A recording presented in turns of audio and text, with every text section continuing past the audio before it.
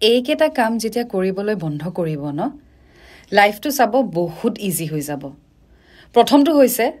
please understand আপুনি সবকে happy কৰিব নোৱাৰে গতিকে সবকে হ্যাপি কৰাৰ দায়িত্বটো নিজে লৈ নলব বা আপোনাৰ দায়িত্ব নহয় কাৰণ আপুনি সবকে কেতিয়াও হ্যাপি কৰিব নোৱাৰে নিজকে এক্সপ্ৰেছ কৰিবলৈ কেতিয়াও ভয় নকৰিব মানে আপুনি যিজন হয় আপোনাৰ ব্যক্তিত্ব আপুনি যেনে ধৰণৰ মানুহ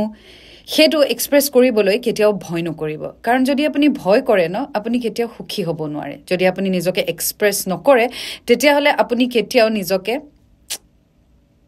হ্যাপি কৰিব নোৱাৰিব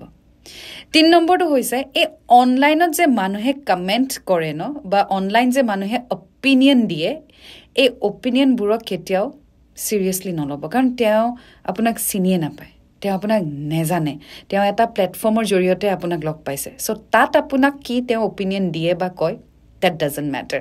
আৰু তাৰটো নেক্সটটো হৈছে বা 4 নম্বৰটো হৈছে যে নিজকে আনৰ লগত কেতিয়াও কম্পেয়াৰ নকৰিব নিজৰ লাইফটো আনৰ লগত কেতিয়াও কম্পেয়াৰ নকৰিব সো এইকেইটা কৰা বন্ধ কৰকচোন আপোনাৰ লাইফটো একদম ইজি হৈ যাব sorted trust me